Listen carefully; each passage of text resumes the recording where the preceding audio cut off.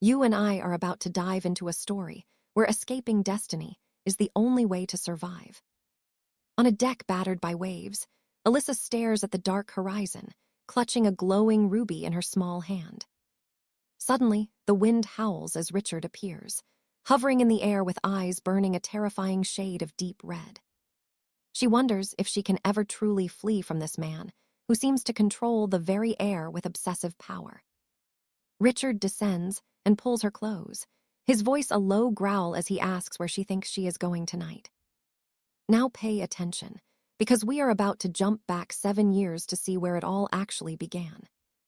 To 7 years ago, at the grand Ravenhurst estate, where Alyssa is called by the Duke to meet her new family. She was once a girl named Sarah before waking up inside this, a rated fantasy novel called The Birdcage. After a fatal accident, she wakes up as the mother of the story's second male lead, a truly tragic fate. In the original tale, Alyssa was a desperate orphan whose obsession with her cold husband, Richard, led to her death. Knowing Richard will eventually kill her, she realizes she has 10 years left to change this dark and bloody ending. She vows to rewrite her destiny and survive this world, no matter what it takes to stay alive until then. Entering the office, Duke Albert Ravenhurst tells her she must marry his grandson to repay him for taking her in. An orphan from a minor noble house, she wonders why the Duke chose her specifically to marry into his family. She knows the Duke needs something specific from her, proving that her perception of this world is incredibly sharp. While the Duke rants about birth, the butler arrives with a priest to announce that Richard is running quite late. Richard was delayed by bandits on the mountain road, but the Duke knows his grandson is just stalling the wedding. Fed up with the delays, the Duke orders Alyssa to sign the marriage certificate and seal her fate right now. Alyssa signs the papers, betting she can avoid her death as long as she never has children with this man. Escorted to a luxurious suite, she prepares for sleep when a dark-haired boy with red eyes suddenly appears there. Finally, her husband shows his face, staring at Alyssa with a look of pure hatred that would chill anyone's soul. The young Richard sneers at her before finding the bedroom door is locked tight from the outside by the Duke. He punches the wood in a rage, and Alyssa realizes he already possesses the legendary Ravenhurst power of wind control. This wind magic is a hereditary power, passed down to every descendant of the grand house Ravenhurst for generations past. Their future son, Hugh, will inherit this too, but for now, Richard just gives up and sulks on the sofa. Alyssa tries to introduce herself and their new marriage, but he just ignores her and stays silent the whole night. The next day, Richard demands an annulment, but the Duke refuses to listen to his grandson's angry and desperate pleas. Instead, the Duke orders him to stay with Alyssa until he finally comes of age and takes over the estate. If they have children soon, it would be even better for the family legacy of House Ravenhurst after all. Richard unleashes his power in a fury, but the Duke just warns him to fulfill his duties to the household. He claims he never wanted the title or this wife, only to find Alyssa standing there, listening to everything said. I know what you are thinking. He is a total nightmare, but just wait for the twist coming next. Alyssa ignores his rudeness and greets the Duke, noting that Richard was missing during the breakfast earlier that same day. The Duke suggests they share a room to get closer, but Richard refuses and storms out of the room immediately. He gives her a book on being a good wife, and honestly, this guy is just a total piece of work. Tomorrow, she begins studying these rules with a private tutor every single day to please the old Duke's strict demands. That night, she sees him on the sofa and realizes that for now, they actually share a common enemy here. She tries to form an alliance with him, but Richard just tells her to shut her mouth and stay silent. She walks to the bed, while Richard sneaks a curious glance at his new wife from the shadows. Her days are now a blur of etiquette classes and training on how to be a proper Ravenhurst duchess. Luckily, she finds peace in the massive library, which is honestly every book lover's dream come true in this world. Life is fine, but her biggest problem is still Richard, who she needs as an ally to secure her divorce. So far, he has been ignoring her completely, treating his new bride like a ghost in their shared bedroom night. As she watches him on the sofa, Richard bluntly tells her to stop staring and just go to sleep already. So, will she actually win him over? Stick with me to find out in the next part of the story. All right, you and I are diving into a story where a fake marriage might just become something very real. Long ago, 4 great noble houses founded the Arnia Empire. House Rublin ruled the wind and the raging storms. House 𝒌𝒆 commanded fire, House Esther held the earth, and House 𝒍𝒅 ruled the deep blue seas of the realm. When it came time to choose an emperor, both 𝒌𝒆 and Rublin stepped forward to claim the ancient throne. Ultimately, House 𝒌𝒆 took the crown, swearing loyalty while Rublin vowed to keep the royal bloodline in check. But loyalty rots. House 𝒌𝒆 eventually craved Rublin's power, using a strategic marriage to try and steal their magic. Alyssa knows their union is the only thing stopping the king from forcing a princess on the young duke. She plans to stay until her coming of age, then vanish from the Rublin estate once she is free. Seeing her fierce resolve, Richard accepts her terms. The next morning, he finds her snuggling him in her sleep. Seeing her shivering, he gently covers her with a blanket. Maybe he is not as cold as he looks. Later, Alyssa heads to the drawing room and notices a young maid named Anne working completely alone in silence. She realizes the other servants are bullying the girl into doing their chores. It is clear they are being cruel. Alyssa asks Anne why she is mopping by herself, and the poor girl tries to offer a weak excuse. She asks why Anne is doing everything alone. Anne admits she failed to cover for the others once before. Now watch closely. This is the moment our lead shows her true colors and takes charge of the situation. Alyssa is furious. These lazy maids are gaslighting a child. She tells Anne to rest while she handles things. She is already acting like a true duchess. At the office, she cleverly manipulates Richard into checking the staff. By that afternoon, every single maid who was slacking off is fired. Alyssa starts making more and more demands. Richard agrees to almost anything as long as it is small. She even starts studying finance to prepare her future. She plans to start a business after the divorce. A woman with a plan is always dangerous to underestimate. She enters the study and tells Richard she will be working alongside him to help manage his heavy workload. He is shocked since she previously said she was leaving. Their tutor arrives and the lesson begins immediately. Alyssa struggles with the abacus, but surprisingly, the Duke steps in and helps her figure out the complicated math.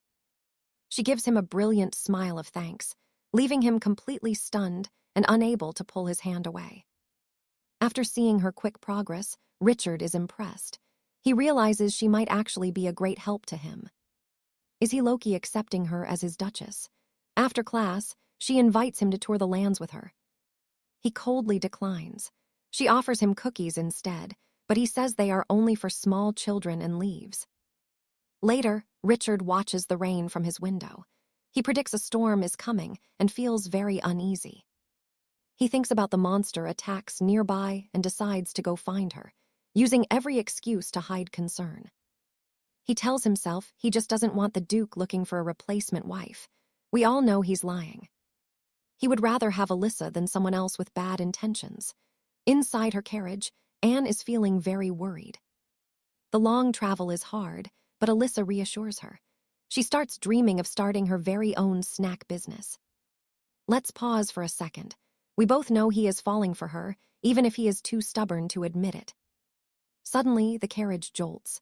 Knights scream that monsters are attacking. A guard tells her to stay inside and hide.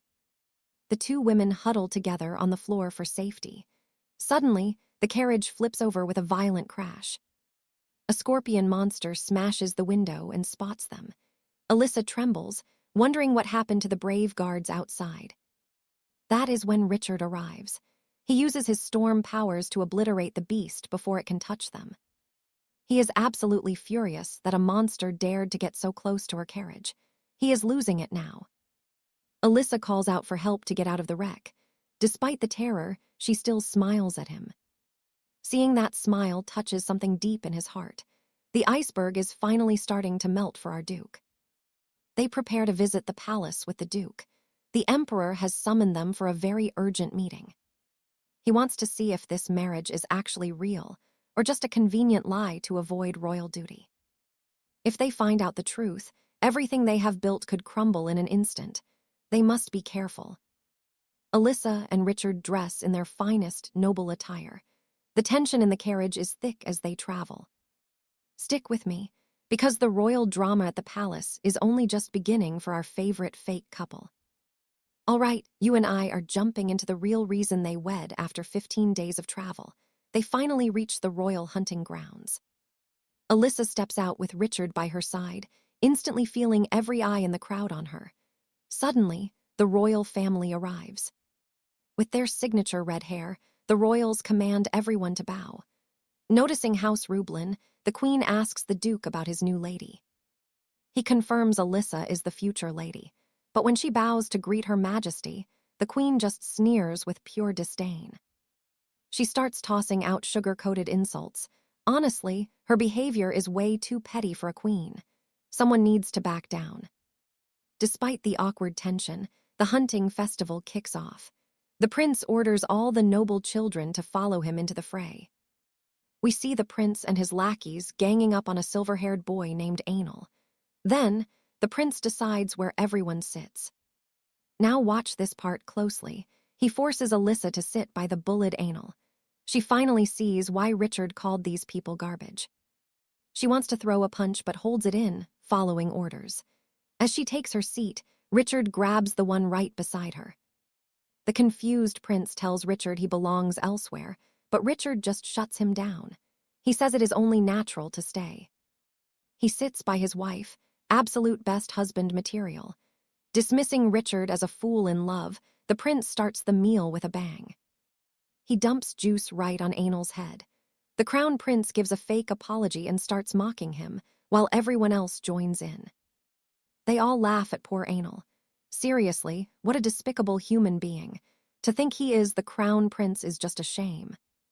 Furious at the blatant bullying, Alyssa pulls out a handkerchief to help Anal. This act of kindness makes the royal siblings absolutely livid. The prince tries to punish her the same way, but before he can pour the drink, a sudden windstorm erupts out of nowhere. The drink splashes all over his own clothes instead. Take that, you jerk. Crown Prince Christian is now beyond furious with rage. He blames Richard for the mess, but a servant holds him back. He is told he needs to go change his clothes first. Before leaving, the prince vows to make Richard pay. As the royals exit, Richard walks out too, and Alyssa calls after him. Anal stops her to offer his thanks. She smiles, telling him it was nothing, then rushes out to catch up with Richard. I really hope Anal is not the second male lead. He is already so pitiful and deserves happiness. Outside, Alyssa catches up and thanks Richard for the help. He tries to brush it off, but Alyssa insists she is grateful.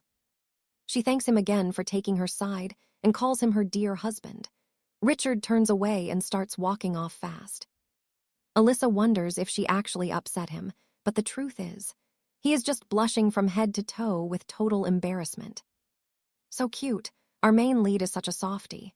In the next scene, Alyssa is busy cleaning. You and I both know something is up. Alyssa is cleaning her dress when she hears voices nearby and pulls Anal into hiding. They hide behind a bush as suspicious people talk. Alyssa pales in horror when she hears that the target is her husband. She considers asking the guards for help, but quickly decides against it. It is very likely the Emperor himself ordered this hit. The only ones who can save Richard are the Rublin Knights. Alyssa and Anal sprint out to find them before it is too late. Dashing toward the Knights of House Rublin, they scream that Richard is in danger, but the men just laugh the warning off. She reminds them of their blood oath to the house before rushing off, even though she knows Richard survives in the original story. She cannot shake the fear that things have changed now that she is here. A violent gust of wind suddenly tears through. She knows that power comes from Richard and rushes toward it, with the knights finally following close behind her. Go save him.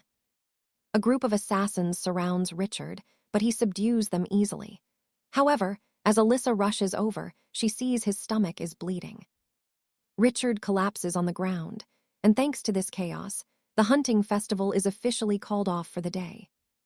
Duke Rublin demands a full investigation, which the Emperor has no choice but to accept. Richard returns home for urgent medical treatment. Alyssa takes care of him personally. Soon, a trembling Anne arrives and tells Alyssa she saw the killer in the Duke's office. Wait, what? Alyssa is shocked to realize the Duke planned all of this just to show off House Rublin's hidden martial strength. He literally used his own grandson as bait. Trembling in anger, Alyssa tells Anne to keep this a complete secret for now. Richard eventually wakes up to find Alyssa by his side. She tells him the shocking truth, but he already knew about it. This was not the first time his own family tried this. Since the Duke made him the successor, he plans his revenge. He wants to put an end to House Rublin for good. Alyssa finally understands him and tells him he can count on her. She holds his hand tightly. Meanwhile, 𝑬𝒐𝒊𝒂 is having an audience with the Emperor regarding the recent assassination attempt. The Emperor feels threatened by Richard's growing power. The Marquis suggests it is finally time to get rid of him for good. He suggests using the ancient oath of brothers. This was a secret pact made between the 4 great houses of the realm. If 3 houses rebel for a cause, the royals cannot interfere. Trust me, you and I are about to see things get wild. All right, you and I are diving into a world of lethal noble oaths and a romance that is about to explode. The blood oath might not kill him instantly, but it definitely traps him in a dangerous, tight corner. While Richard teaches Alyssa his methods, a maid interrupts with news that Count Arden and Anal have arrived. Richard is fuming that his wife has to dress up just to see Anal when she should focus on him. He even crashes their meeting and pretends to be dizzy just to steal back her attention. Total jealous Duke vibes. Alyssa remains oblivious to his games, and before leaving, Anal hands her an invitation to a manor party. She accepts with a smile, while Richard stands there literally grinding his teeth in a fit of envy. Later, he warns her to stay away from Anal, but she completely misinterprets his warning as something else. He tells her to just sleep, then pokes her sleeping face, wishing she would only look at him. In the carriage, Alyssa finds him adorable. He actually came to the party despite claiming he would stay home. What a total 𝒐𝒅. The Duke is officially tagging along just to keep a close watch on his wife.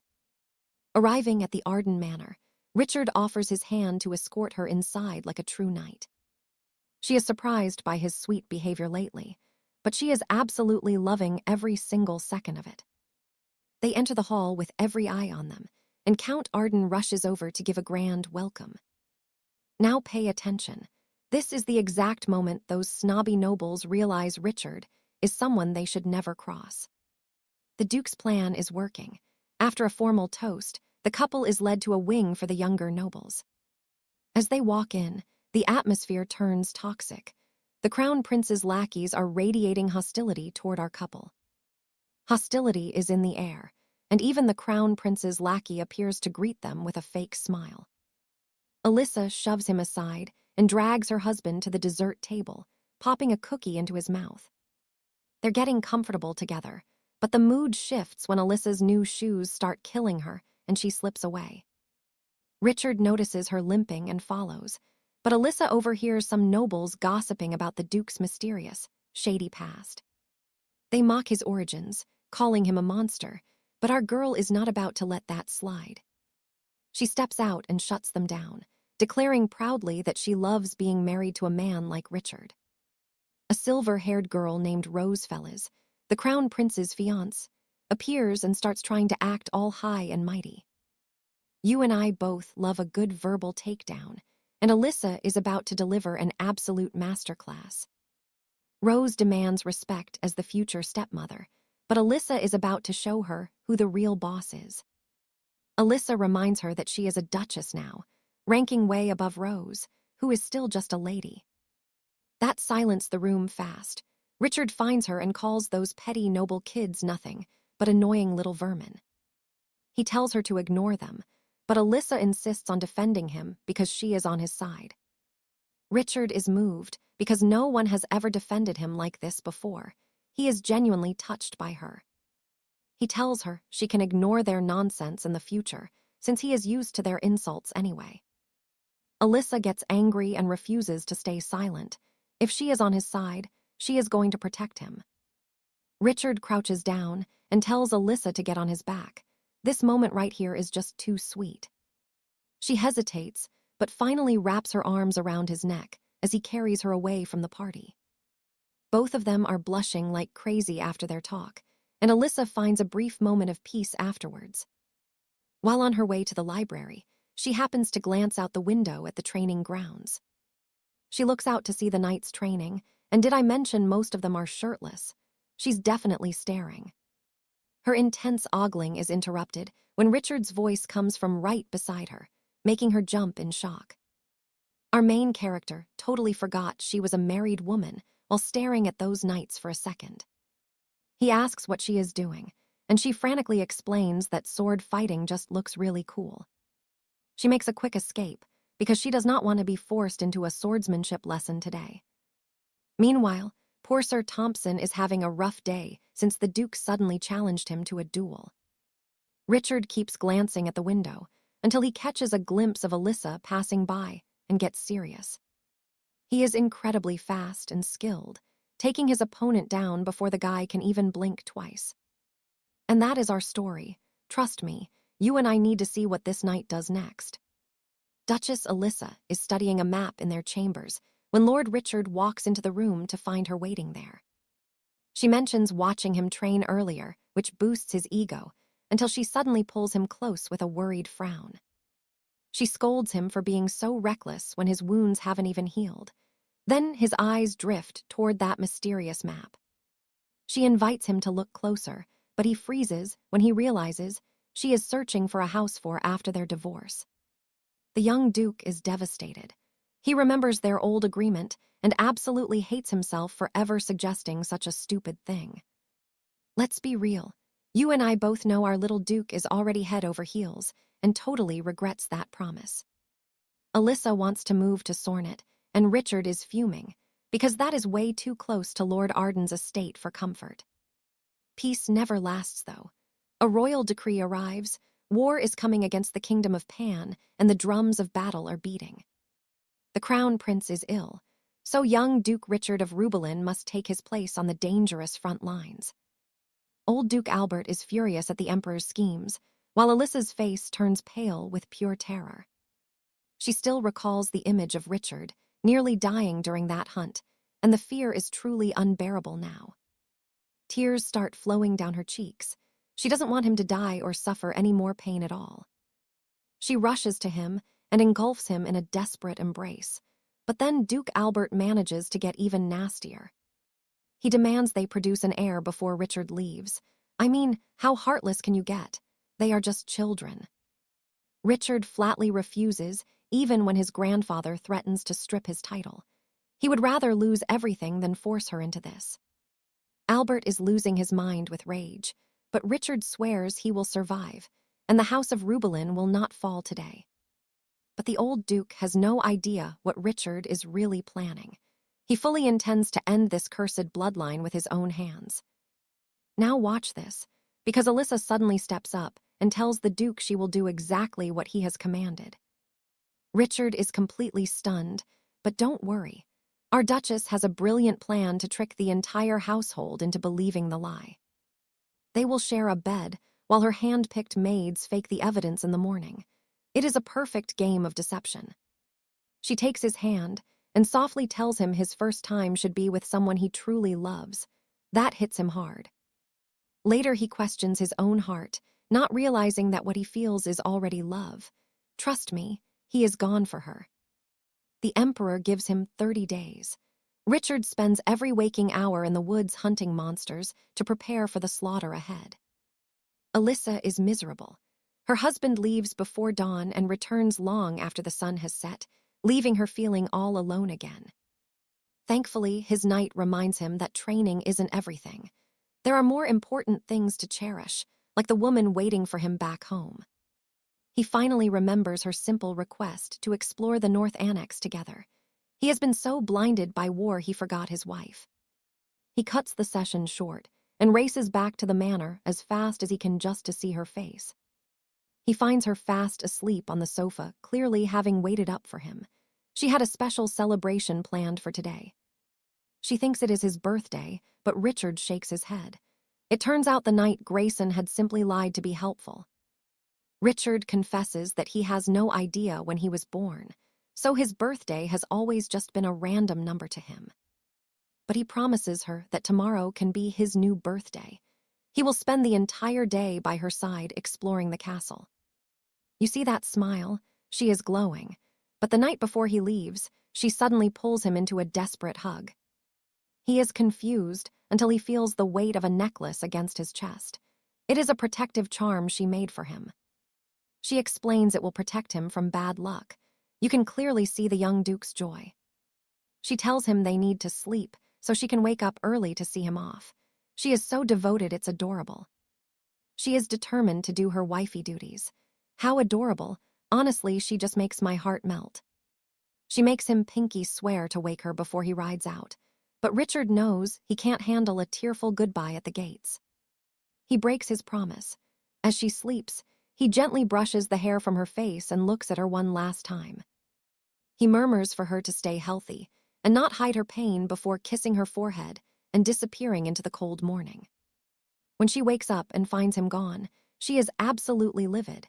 She vows to smack him the second he returns home safely. Show him who's boss, queen. But despite the rage, she still hopes he has a safe trip to the front. With Richard gone, the atmosphere in the Rubelin mansion changes instantly. The maids and even the Duke begin treating Alyssa with total ice-cold disrespect. They ignore her orders completely, and only her loyal maid Anne stays by her side while the rest of the house turns. She catches maids stealing her jewelry and hears them gossiping that the young Duke will surely die in this war. They think the house is doomed, but you and I know they just made a huge mistake by underestimating our powerful Duchess. All right, you and I are starting with a bang, as Alyssa catches some maids talking trash and kicks them out. Our lady has fangs now, and she will never let anyone insult her husband again. A month passes while she waits. Others doubt Richard, but she knows he is a beast on the field. Finally, Anne bursts in with the big news. Richard won his first battle. Now, Duke Albert and Alyssa are heading to the Emperor's birthday party with total confidence. But Alyssa is suspicious. The Crown Prince was supposedly dying, yet he is suddenly recovered right after Richard left for war. How dare this guy enjoy a banquet while her husband is risking his life? She is ready to ruin his night. She is definitely taking that metaphorical cookie jar away from him. This prince is about to lose everything he loves. Soon, the nobles start respecting Richard because of his massive victory. Prince Christian? Yeah, he is absolutely hating the comparison. Jealousy is a bad look on him. He spots Alyssa and tries to act smug, thinking he can still win her over. She greets him with a dazzling smile, making him realize just how beautiful she has become. He is totally caught off guard. She asks about his health, and he makes up some lie about filial duty to justify showing up at the party. Then she mentions rumors that he was faking his illness to avoid the war. The prince is absolutely losing his mind. Alyssa plays dumb, claiming she heard wrong. Stung by pride, the prince declares he will join the reinforcements himself this time. Now pay attention, because the moment those words leave his mouth, Alyssa knows her trap just snapped shut on him. Our lady is a genius. When they greet the emperor, she publicly reveals the prince's brave plan to go to war. The emperor and his wife are paralyzed with shock. Thanks to the prince's big mouth, he is actually heading to battle. They have no choice but to send their arrogant son to the front lines. Alyssa has officially won this round of politics. Later, Alyssa recruits a clever aide named Agile to help her send secret letters to her husband on the distant front. The war with Pan drags on for 7 long years. Deep in the frozen mountains, Richard has grown into a powerful warrior. A much older Richard reads his wife's letters with a soft smile. But then, Sir Thompson interrupts with some official news. The emperor sends a messenger with a grand feast for the troops. They ask what else Richard wants as a reward. He tells them straight up that all he wants is to go home. He is finished with the battlefield for good. Let's be real, you and I both know exactly who he is missing, but Richard is not the only one changing. Alyssa is now running House Reuben like a total boss since the old Duke fell ill. She is smarter and stronger now. The people of the estate adore her wisdom. Suddenly, a knight bursts in with the best news she could ever hear. The war is finally won. Richard is coming home. You can see the pure joy blooming all over Alyssa's face now. That night, she worries if he will still be the same blunt man. She wonders how much his face has changed. The wind picks up on the balcony, interrupting her thoughts. A shadow moves in the moonlight, and then she sees him.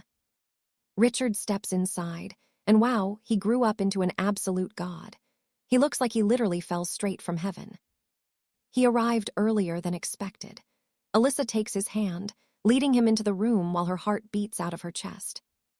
The way he stares at her is so intense it should be illegal. Alyssa tries to sleep on the couch to hide. But Richard tells her he won't eat her.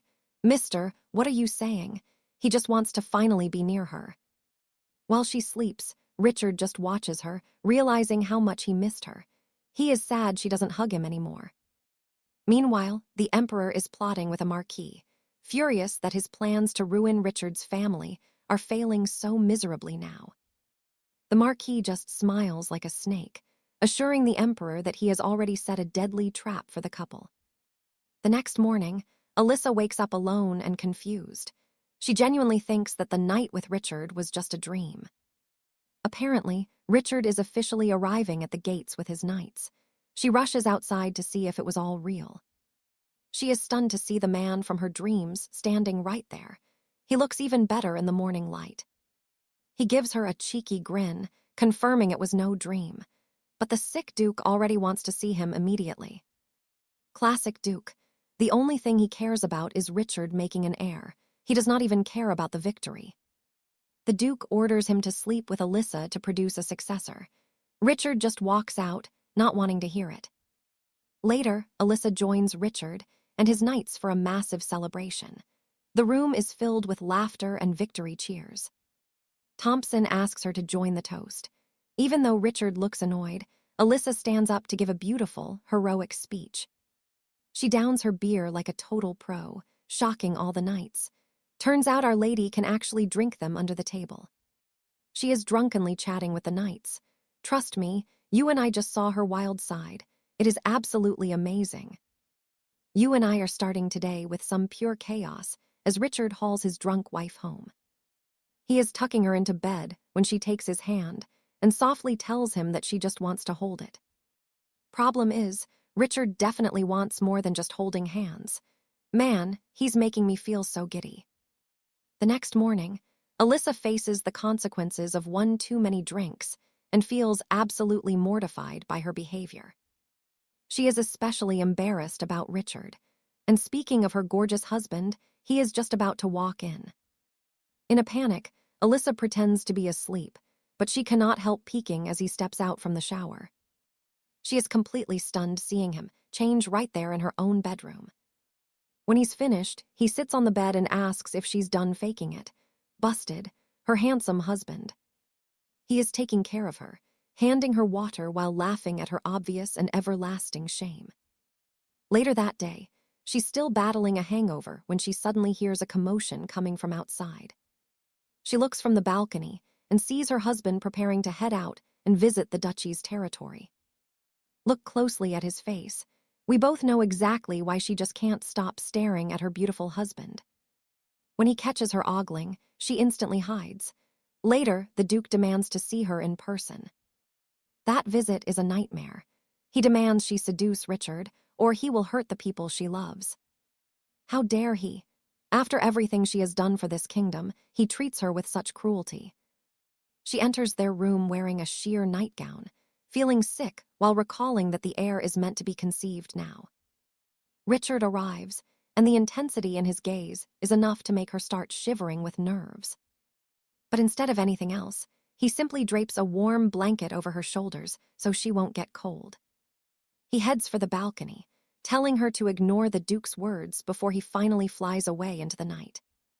As he leaves, she decides a divorce is necessary. Meanwhile, Richard spends every single night away from home. Alyssa eventually confronts him, suggesting separate rooms if her presence is making him feel this uneasy or uncomfortable. She thinks she is a burden to him, but he quickly denies that it is any kind of inconvenience. You saw that too, right? He's totally whipped, but he won't even admit he just wants to watch her sleep.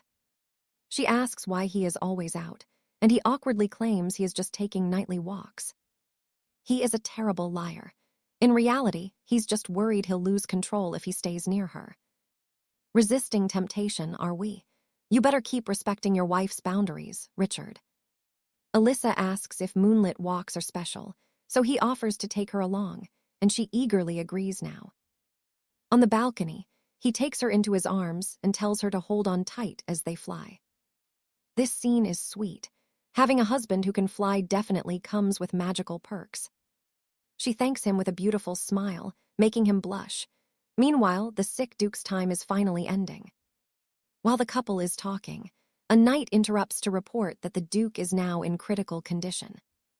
Richard stays alone with the dying man, speaking to him during his final, agonizing moments on this earth.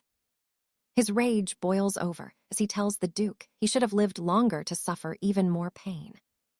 He declares Ravenford is his now, and tells the old man to rot in hell forever. Later, as the couple works together, their maid observes how perfectly they seem to be made for each other. Anne wonders why Alyssa wants a divorce, just as a letter arrives from a man named Ansel. Alyssa reminds Richard how they helped in the past, but he doesn't care about their history at all. He's just jealous and wants to know exactly why this man is sending his wife a personal letter. The jealous husband returns. Once the documents are finished and the others are dismissed, she turns to him. She tells the Duke she has something very important to say, and his sudden attentiveness makes her falter. Their marriage was just a contract, yet she has lived like a mistress for 8 long years. For 8 years she has waited, and now she wants Richard to be truly happy with the woman he actually loves. He wants you, girl. But Thompson interrupts, reporting that monsters are now attacking civilians deep within the western forest. The Duke tells her they will talk later, once he returns from the attack. Trust me on this one. This war is about to change everything as Richard leaves for battle now, leaving a terrified Alyssa all alone. All right, you and I are diving into a fantasy world, where a simple rescue turns into total chaos. Alyssa switches to Duchess mode, barking orders to help the victims before heading to the disaster site herself. At the site, she sees the carnage, a sobbing girl begging for someone to save her little brother. The boy vanished while gathering firewood, and Alyssa fears he is trapped in the monster-infested western forest. She comforts the terrified child, asking for their names as the danger in the woods grows even closer. Alyssa pulls her into a hug, praising her courage and swearing the knights will bring him home safely. But she knows time is running out. While the survivors are moved, the rescue mission starts immediately.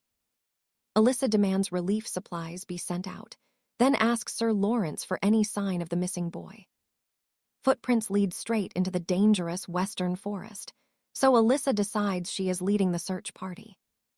Deep in the woods, the knights scour every inch, desperate to find the child before the night falls. Sir Âgel warns that a massive blizzard is coming, begging the Duchess to retreat for her own safety right now. Alyssa refuses to leave. Suddenly, a child's cry echoes through the trees. They have finally found him. She rushes to comfort the boy, but their relief is cut short by a bone-chilling scream nearby. Dire wolves were waiting. Before she can even flinch, a massive beast leaps straight at her throat. But wait for it. This is the moment we have been waiting for. Instead of biting, the wolf goes totally soft, looking at her like a sweet and very lost puppy. Before she can process this hidden power, the knights drive the pack back, forming a defensive circle. The wolves press their advantage, forcing Alyssa and her guards back toward a jagged and steep cliff. Just as all hope fades, a storm breaks and Duke Richard arrives in a flash of raw power. He summons holy lightning, fried wolf on the menu. Alyssa is so relieved to see her husband arrive. But his face goes pale with horror. The ground beneath Alyssa is crumbling into the dark abyss below. The cliff snaps. Alyssa falls, and Richard dives after her without a single second of hesitation at all. He grabs her, shielding her body as they both plummet into the freezing and white water below them.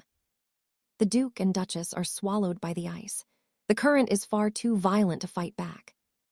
Richard struggles against the magical tide, but a sudden shift in the current pulls them toward total safety.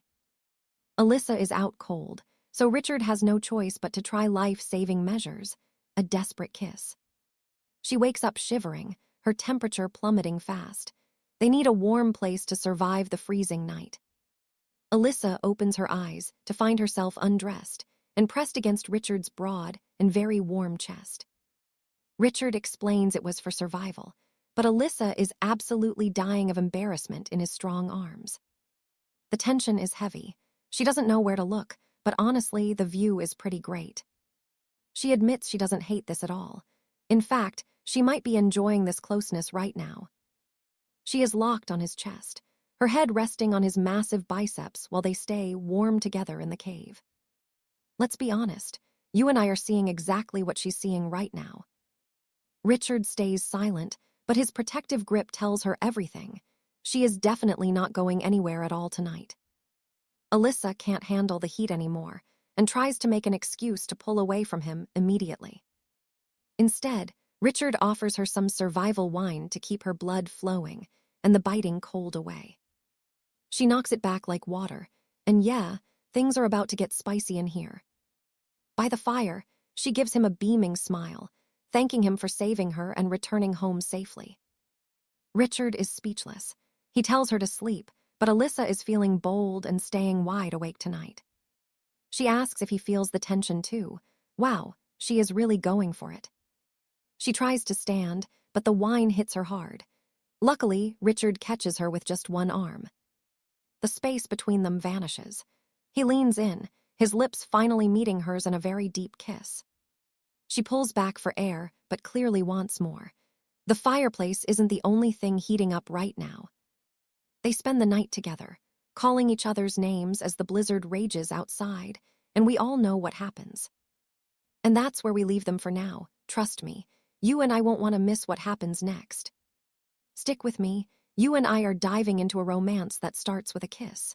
Alina wakes up with a hangover, of course.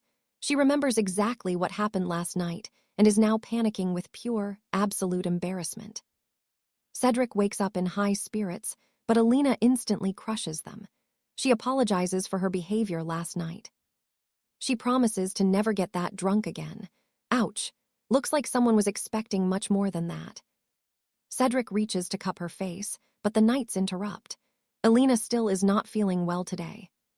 She collapses right into his arms. That day, she dreams of her other self choking her, screaming for the truth. She must change the story or die. Meanwhile, Beckett enters the room where Cedric is holding a stone. Now pay attention. This is where things get dark. They found a cursed stone inside the monster's body. This abyssal stone only grows in the northern canyons. If anyone touches it, their soul begins to rot. It slowly drains their life force. For Cedric, this discovery can only mean one thing for his lands. Someone is spreading poison across his territory on purpose. Cedric immediately decides to investigate the canyon's source. There, the soldiers have already lost their minds. Cedric pierces their hearts to end their suffering quickly. They venture deeper and find the Lake of Grace, which holds the sacred power of St. Aaron.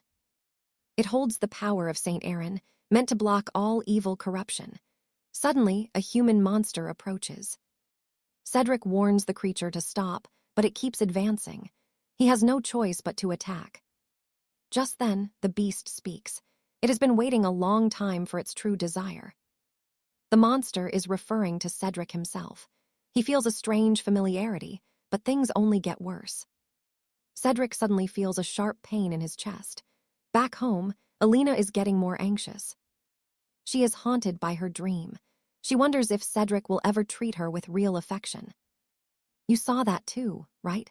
She fears their relationship is just like the original tragic story. She worries he hates her.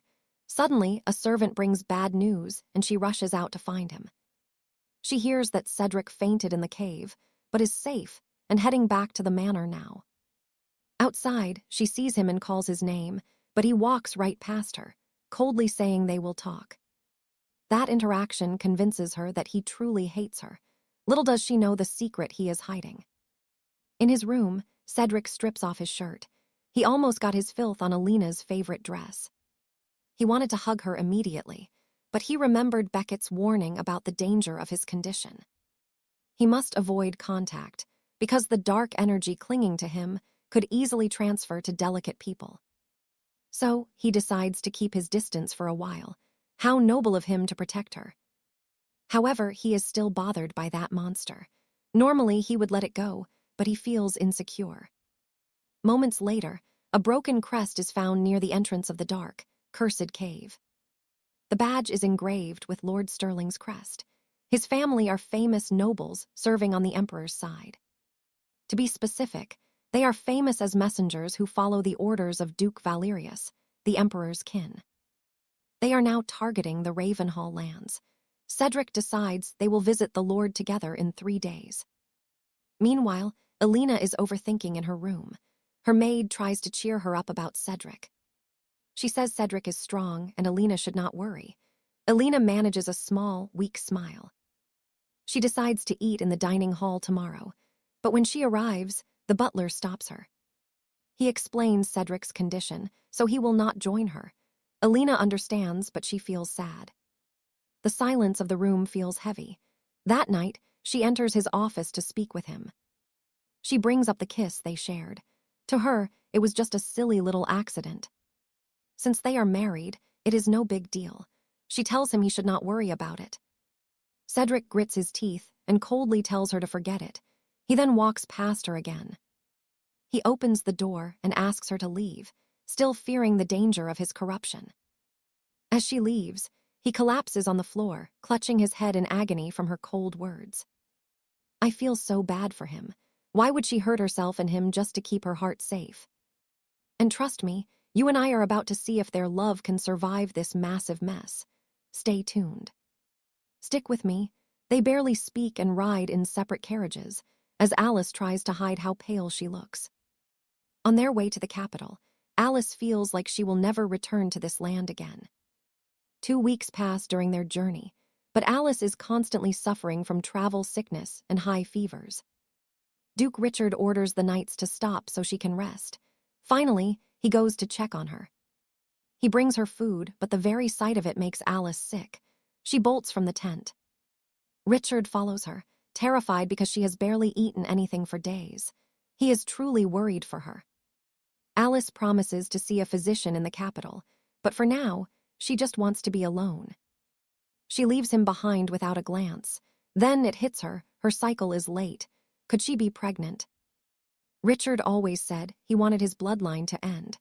Alice is certain he will absolutely hate this child. She fears his resentment because, in the original story, he despised and rejected his unwanted heir. Alice refuses to let that happen and vows to protect the child from a father who hates him. Alice keeps making excuses to avoid the doctor, but Richard insists on bringing one to the manor. In the capital, Richard calls a doctor, but Alice keeps making up excuses to avoid being examined. Now pay attention, because Richard even offers to stay by her side during the entire medical exam. Suddenly, Thompson arrives with an urgent matter that needs Richard's attention, giving Alice the perfect opening. She immediately dismisses the doctor and sends Anna to find a secretive physician outside the city walls. The news is confirmed. She is pregnant. This is not at all how she planned her quiet escape. Anna asks if living with the Duke isn't better than divorce, but Alice knows he despises children. Anna is disgusted that the Duke would be so irresponsible after sleeping with his wife without protection. Alice tries to stay neutral, but she cannot forget the tragic fate of their son in the book. I am actually Team Richard, but Alice is remembering the tragic fate of their son, Helios. In the original tale, he became a villain who kidnapped the heroine because he was desperate for affection. Alice refuses to let that happen. She plans to flee the territory before Richard can reject their baby. She can't stand the thought of him saying he never wanted a child. She has to leave now. She promises her unborn son that she will give him a life full of happiness and peace. Alice refuses to let that happen. She won't ask for a divorce yet, but plans to live alongside him as a stranger. She will vanish from his lands before she ever has to hear him say he doesn't want their baby. Let's pause here. Alice is making a vow that she will protect her child no matter what happens. A few days later, while she is reading, a secret letter arrives from Count Arden regarding her new estate. The villa repairs are finally finished, confirming that everything is prepared for her to disappear exactly as she planned. Richard enters and sees the letter after calling for her many times, his eyes sharp with suspicion. Richard asks about it, but Alice ignores him and tells him to go wash for dinner. When Richard stands up to wash, his eyes catch the family crest stamped on the envelope. You and I both know he recognizes that mark. You cannot hide the truth from him for long. Next, Richard reports to the Emperor about the traces of someone leading monsters toward the demon stone.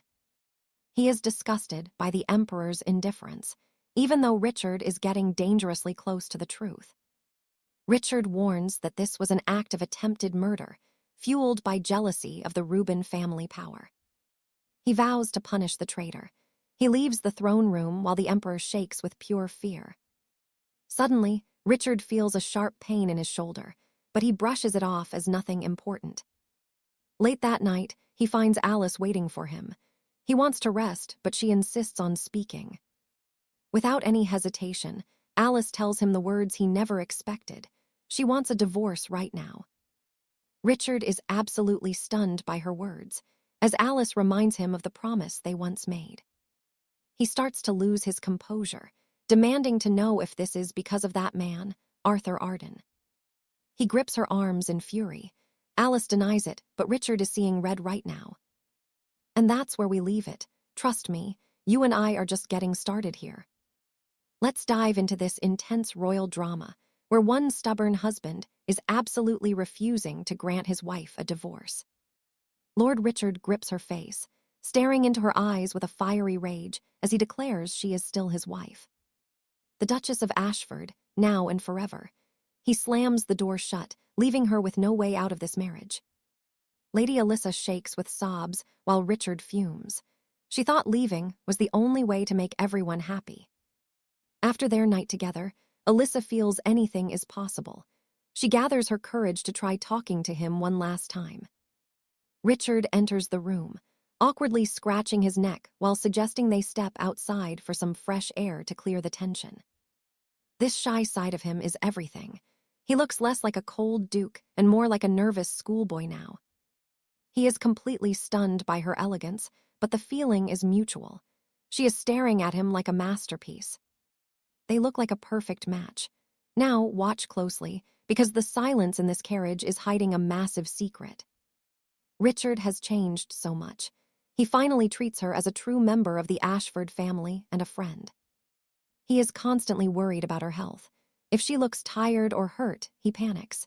He even flatly refused the divorce. Their bond is clearly shifting away from the original story. Their connection is becoming something much deeper and more complicated. Exactly, Alyssa. Why would you leave him now? The future isn't a split, it's building a real home together. Exhausted by her thoughts, she drifts off to sleep. Richard gently pulls her close, letting her head rest on his shoulder. Still, he wonders why she is so desperate to escape. He just cannot understand her obsession with leaving. After 7 years apart, they are finally together, but she's still clinging to a promise made 8 years ago. He realizes he simply cannot live without her. He just wants her to stay by his side from now on. Look at this view. Surrounded by beautiful blooming trees, Alyssa finally feels some peace in her troubled heart. Watching families enjoy their day, Alyssa sees a child playing. She turns to Richard and asks about having children. Little does he know, she is already expecting. but Richard has always claimed he never wanted any heirs. He doesn't hate kids, but you and I know he's just terrified of the risks that come with childbirth. Looking at Alyssa's frail frame, he cannot bear the thought of her going through such a painful and risky process. So he tells her he never wanted children, thinking it will ease her mind. Honestly, these two and their misunderstandings. They are both completely misreading each other. He tries to clarify, but is suddenly interrupted by his servant, Thompson. A child tries to greet her, but Thompson steps in. Richard quickly ushers Alyssa back into the safety of the carriage. Alyssa takes his words as proof. She thinks she has to leave. Girl, we are so close to losing it. She isn't being selfish. She truly understands the trauma Richard faced growing up and respects his supposed wishes. If he won't grant her a divorce, she decides her only option left is to run away in secret. Her maid, Anne, brings her the pregnancy medicine, but suddenly Richard appears from the shadows behind them. He dismisses the maid and grabs Alyssa's hand, demanding to know what illness she's hiding with this medicine. She tries to lie, but he pulls her into a crushing embrace, terrified that she is secretly dying. It's almost funny, but the stakes are high. He is absolutely desperate and refuses to let her go. Tears stream down his face as he begs her. If she's dying, he wants her to die in his arms. I can't even laugh. He's heartbroken thinking it's the end, when his wife is just carrying his child. This whole mess is because of one simple misunderstanding. Anyway, Alyssa looks at him and wipes away his tears. Seeing him break down like this makes her resolve waver. She can't stand seeing the powerful Duke so vulnerable. She lies, telling him it's just a simple stomach ache. Relieved, Richard spends the next few days coddling her. He won't leave her side. She knows it's only a matter of time before the truth of her pregnancy surfaces. She holds him while they sleep, wishing he could understand her choice. She feels like there's no other way. The next morning, as Richard prepares for work, Alyssa gives him one last, tight embrace. This is her final goodbye. Using hidden underground tunnels, Alyssa and Anne slip away from the Ashford estate. They reach the city center undetected. Alyssa quickly finds a clerk to retrieve all her hidden belongings and travel funds. While the manager prepares her items, they are served a small snack. Everything seems to be going according to plan. But suddenly, the smell of food makes her nauseous. Her stomach turns, and she collapses onto the floor. Her maid begs her to rest, but Richard is likely already searching. Trust me, you and I need to see what's next. Stick with me. You and I are about to witness Lord Richard corner a desperate count, trying to flee in the early morning. Richard has no time for nonsense or lies. He knocks the traitor down with a single blow, silencing his pathetic excuses immediately. The Count begs for his life, promising every secret for mercy. But assassins are hiding nearby, and Richard isn't even their target. Bolts fly toward the Count. Richard feels a sudden sting on his shoulder, and before he can react, the Count is bleeding out. He obliterates the attackers with black magic. Just then, Thompson arrives with news Lady Alyssa has vanished completely from the estate. Pope Aidan is needed for morning worship. I wonder what is actually going on behind the scenes here. The 𝒍𝒅 family has held the papacy for generations. The strongest becomes pope, building shrines and serving the poor with divine power. They devote themselves to the people, helping the sick while their influence grows to rival the strength of the empire itself. The empire watches them with caution, but commoners adore them. To the people, the 𝒍𝒅 name is synonymous with holy protection. Pope Aidan quickly ends the morning worship and summons the night captain, clearly troubled by something brewing in the shadows. Elsewhere, Lady Alyssa wakes up in high spirits. Her fever finally broke, and she is recovering at a quiet, hidden villa nearby. She is resting under Dr. Sadle's strict supervision to keep her and her unborn baby safe from any lingering dangers.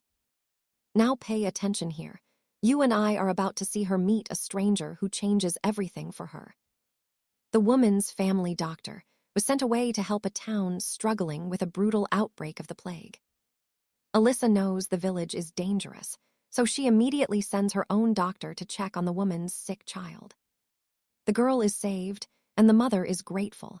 Alyssa did not hesitate for a second to help a complete stranger. They have not introduced themselves properly yet, but the madam is about to reveal a secret that changes the whole dynamic. She is 𝑺𝒊𝒏𝒄𝒆, the emperor's sister. Alyssa panics and hides her true identity, using a fake name instead. She claims her name is Alyssa Tharp. She assumes Olivia married into the Marquis's family and asks about Princess 𝒊𝒏𝒄𝒆. Alyssa tells her that she got a divorce recently. That is why she is traveling all alone through these distant lands. Princess Olivia takes off her necklace and gives it to Alyssa. It is a precious gift with a deep, heavy history. She recalls a dear friend named Yulia who she lost years ago. Back then, Olivia was not in her right state of mind. She behaved badly, never knowing it was the last time she would see her friend. She will regret that moment forever. It is actually heartbreaking. She turned her dearest friend away and has lived with that heavy regret ever since. Giving the necklace makes her miss her best friend even more.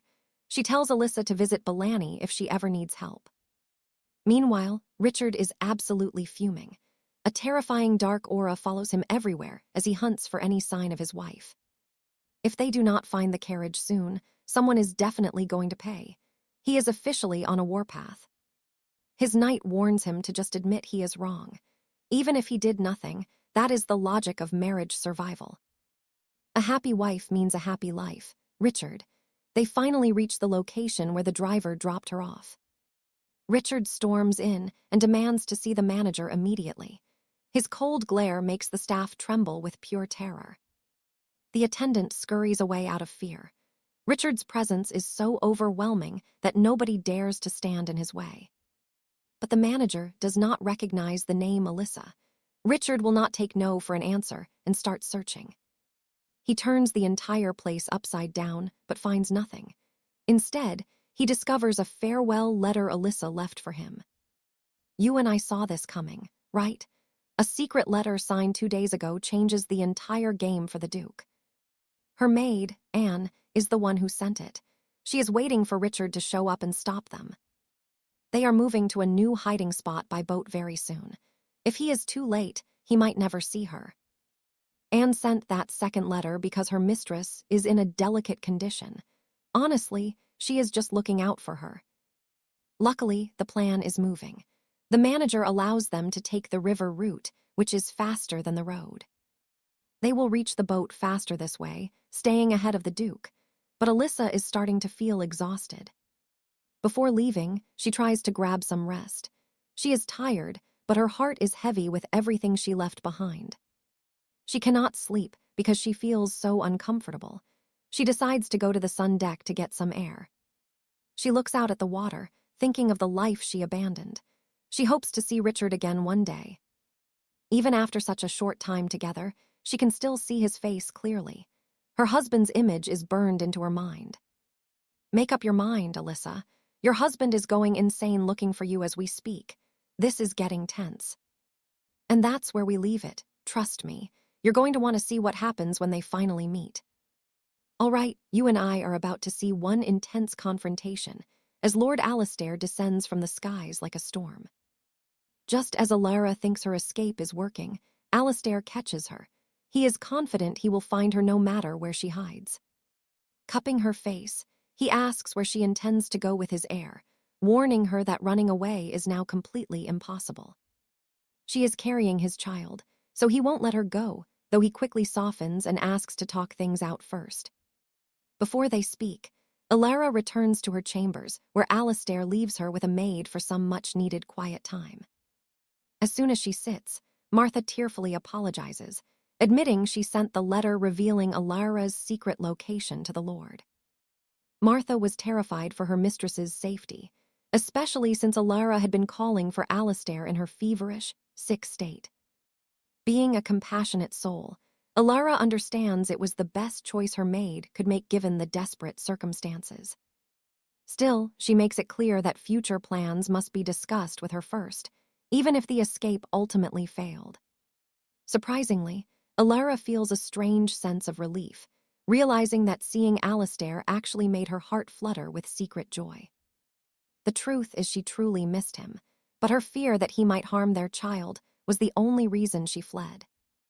Not long after, 𝒊𝒅 re-enters the room, and now that they are alone, he asks why she hid the pregnancy. She explains that she overheard him earlier and assumed he didn't want a child, which led to her desperate flight. It turns out the whole thing was just a massive misunderstanding between the two of them. Classic fantasy drama, right? Stick with me here, because this is why communication is key if you want to avoid a royal mess like this. Her plan was to raise the baby in secret, but 𝒊𝒂r hugs her, apologizing and saying he loves the child. He regrets not caring for her more and hates that she felt forced to run away from their home. They decide to clear the air and live happily together, 𝒊𝒂r finally letting out all her tears in his arms. That night, they head back to the estate, where 𝒊𝒂r apologizes to the staff for causing so much worry. During dinner, she suddenly feels sick after taking a medicinal pill, struggling with the early stages of her pregnancy. Watching her suffer makes 𝒊𝒂r feel incredibly guilty. Honestly, he just needs to step up and be there for her. Martha takes 𝒊𝒂r to rest, while the Lord's Knight advises him to be a pillar of strength for his wife. 𝒊𝒂r gets more advice on being a better husband, learning that affirmation is exactly what a new mother needs. Even if he is totally out of his element, he is willing to do anything for 𝒊𝒂r. And yeah, he definitely should. Later that night, 𝒊𝒂r finds flower petals scattered on the floor, turning the whole bedroom into a romantic sanctuary. 𝒊𝒂r appears with a bouquet, formally congratulating her on becoming a mother and promising to work hard for them. It is such a sweet moment, as he admits he is still learning how to be a good father to their baby. He suggests they should sleep together from now on for the baby's sake, which is honestly just a smooth move. 𝒊𝒂r lets him touch her belly, and you can tell he just wanted an excuse to be close to her. Even if he can't feel the tiny child yet, he whispers words of love to her belly with total devotion. The next morning, 𝒊𝒂r wakes up shocked to find herself cuddling with her husband. He panics when he feels she has a fever, immediately demanding that Martha fetch a doctor to the room. The maid assures him a light fever is perfectly normal for early pregnancy, so there is no need to worry. 𝒊𝒂r finds it a bit strange that 𝒊𝒂r is being so sweet, but she finally feels like true family now. During breakfast, the tables turn when 𝒊𝒂r suddenly pukes after taking just one single bite of his royal meal. After the doctor checks him over, it turns out 𝒊𝒂r is suffering from a sympathetic pregnancy alongside his wife. They try to figure out a cure for this strange phenomenon, but no easy solution seems to exist for him. You saw that too, right? It's hilarious that the Lord is now the pregnant one. Moments later, 𝒊𝒂r follows 𝒊𝒂r to a meeting where they discuss the fate of Earl Blackwood together. The agenda for the day is one last interrogation, and if there is no new info, they'll finally release the Earl. 𝒊𝒂r is still acting quite aggressive, so 𝒊𝒂r steps in to tame him and keep the situation under control. Her plan is to win Earl Blackwood over to their side for the future, instead of just ending his life.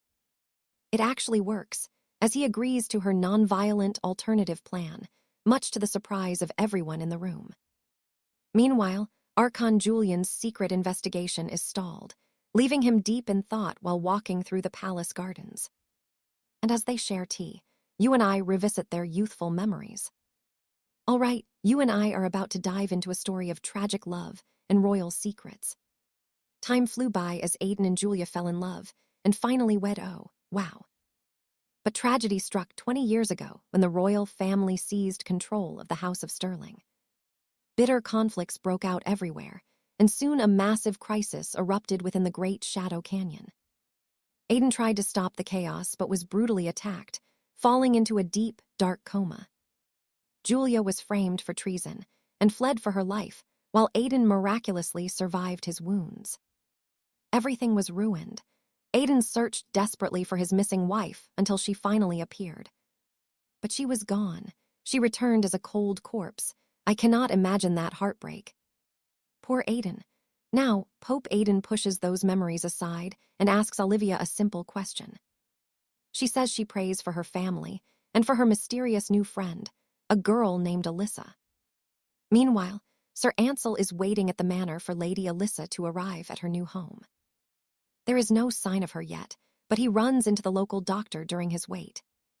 When Ansel mentions that Viscount Thorne's only daughter is moving in, the doctor freezes in pure shock. Now here is the part you and I need to watch carefully. It is wild. What?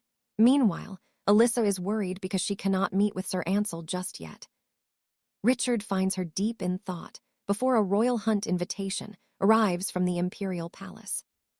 Alyssa wants to go, but Richard worries her health is too fragile for such a grand event. But the emperor is targeting their child. Alyssa is determined to stand her ground and join. She wants to show the world how House Valerius has thrived over these past 8 years. Richard finally agrees and begins the preparations. I love how much he respects her wishes. Later, they head to the capital for some shopping, which makes Alyssa absolutely glow with joy. This festival is Richard's first public appearance since returning from the long and bloody war. Alyssa wants him to look like the true hero of the story for this grand occasion. She has him try on his new hunting gear right there in their private royal chambers. You and I saw that coming, right? This moment in the bedroom is about to get very personal. She sees his back is covered in old war scars and tells him to be careful. He is a father now and does not have to carry his heavy burdens all alone. The festival begins the next day, and every eye turns toward the Duke of Valerius's carriage. The crowd is stunned and jealous because the Duke and Duchess look absolutely flawless together. Suddenly, a familiar voice calls out. Alyssa and Olivia Belan finally reunite at the hunt. Alyssa feels guilty for hiding her true name now that they are face to face again. She tells Lady Belan she will explain everything later as the royal festivities officially begin. Richard keeps checking on Alyssa, telling her to rest in the carriage if she feels tired. He is such a devoted husband. Olivia is shocked to learn Alyssa married the Duke. She actually wanted Alyssa as a daughter-in-law, thinking the girl was a divorced commoner before. Richard hears this and gets incredibly jealous. Honestly, his reaction is just too funny. The hunt starts, and Alyssa wishes him luck before she and Olivia sit down to talk. Alyssa finally apologizes for the lies, explaining why she had to flee her home back then. The ladies settle in and catch up on everything that happened between Alyssa and Duke Richard. Olivia is just glad they found peace. Meanwhile, the tension in the woods is rising fast. Prince Christian is a total coward who fled the war, yet he acts so arrogant now.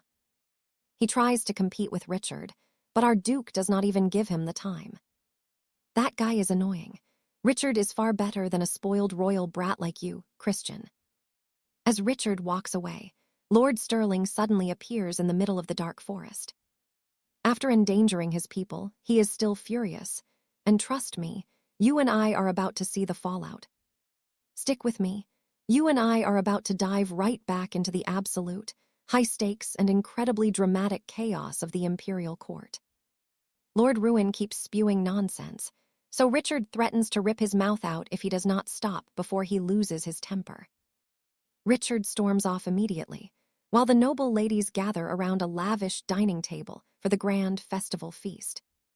The Empress thanks everyone for coming and offers a special tea she supposedly brewed just for the ladies present. It is made from dried tetra flowers, a rare luxury that is nearly impossible for anyone else to buy. Alyssa knows she is just showing off. She hesitates to drink it because she might get morning sickness from the taste. Still, she takes a sip anyway. She is not ready to let the world know her secret pregnancy just yet. It is not the time for a public announcement. She is only here to prove that the royal house is still powerful. With the rift between the palace and the temple growing, she needs to show the world that they are still strong. She thinks pulling the temple to her side is a smart move, so she purposely spills tea all over her dress. Her maid rushes over to wipe it, and the other ladies notice how well her personal servants are dressed. This was exactly the reaction she wanted. She is playing the long game to get on the good side of the people. She claims she always rewards hard work, believing that a little extra pay is enough to keep her staff sharp. Since the royals are the main attraction, she knows all eyes will be on them no matter what. Instead of just using makeup, she focuses on taking better care of her personal knights and maids. If word spreads about her kindness, every talented person will want to serve in a place where they are treated well.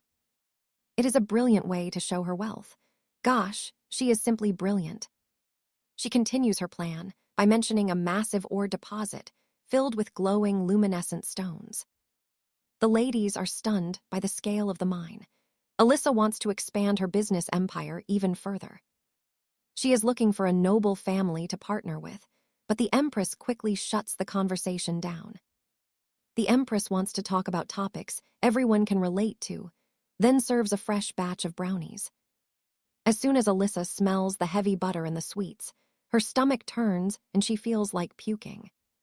She tries to keep her composure to avoid the gossip, but the nausea is just too strong to handle. Now watch this. Richard appears out of nowhere like a true knight in shining armor to rescue her. Richard claims Alyssa is unwell and should not be eating strange, heavy food while she is recovering. He sweeps her up in his arms to get her away before any bad rumors can start. He brings her to the peaceful lake and gives her some candy to settle her upset stomach. Once she feels better, she asks why he is not out hunting with the other noble gentlemen. The men arrive, and the prince starts mocking Richard for acting like a fool for his wife. The crown prince mocks him for acting like a fool and asks why he is hovering so much. Now pay attention here. This is where the rumors are about to meet a very sharp public end. She warns him that the baby might hear his foul words. The men are absolutely frozen in shock. She tells them they were blessed with a child early on. She is tired of them bullying Richard. Prince Christian is fuming with jealousy that Richard has secured an heir before he ever could. The couple walks away after she gives the arrogant nobles a piece of her mind. Back at the manor, she apologizes for revealing the secret without his permission before falling asleep. Late that night, a letter arrives from Count Arden. Richard is the one who intercepts the message. Even if Arden is just a friend, Richard fears the man is just waiting for a divorce. He wants to toss it in the fire, but he knows Alyssa would be heartbroken if he did. When she wakes, he hands it over. It is actually from Ansel, who has just arrived in town. He needs to speak with her urgently. The next day at work, Richard is completely losing his focus. He can barely listen to his assistant talk about a new business deal with Count Halos. He is too distracted by his own thoughts to make any real decisions about the stone business. He heads back to their room, telling himself to stop being so damn insecure about her friends. And trust me, this is just the beginning. All right, you and I are about to see how a simple pink dress sparks a massive jealousy fit. He tells her to change because it looks bad, but honestly, he's just acting insecure and petty. Don't let your petty jealousy win, Lord Richard. He hates that Lady Alyssa always shows Count Anal her best side. Even if this childish feeling is pure jealousy, he's helpless. She's so beautiful that anyone would fall in love. With her, I completely agree, look at her, she's gorgeous. But he tells her he hates the dress anyway. Out of pure spite, tears start falling down her face, panicking the Duke. His harsh words are really causing his wife to cry. Honestly, I would cry too if someone said I looked bad in an outfit I couldn't wear for 9 months. At this point, Richard has no clue how pregnancy hormones work and gets kicked out of the room. It's all about the hormones, you guys. Richard wants to explain, but Alyssa is caught in a total hormonal tear storm. He apologizes through the door, wishes her luck with Count Anal, and leaves, finally realizing just how immature he's been. Poor guy, why'd he even say that? Meanwhile, Alyssa's 2 servants help her finish getting ready. They keep gossiping about why the Duke was so rude when the Duchess looks absolutely splendid today. One attendant even wonders if the Duke is just clueless about current fashion trends. No, he's just jealous. Girls, pay attention, because even if she knows she overreacted, he's still in the doghouse. Even if he was being honest, Alyssa appreciates her servant's loyalty. The Duke really caused his wife so much Anguish. That's the last thing he should do when she's struggling to control her own emotions. She agrees that even though the pregnancy was a surprise, Richard is a father now. That's right, Richard, man up. As she marches to the garden after dressing, she stops as she passes the hallway near Richard's office. She keeps walking, fighting the urge to check on him. Meanwhile, Count Anal arrives and is welcomed by the head butler, Grayson. Can I just say, this guy is a heartbreaker. He is just so cute.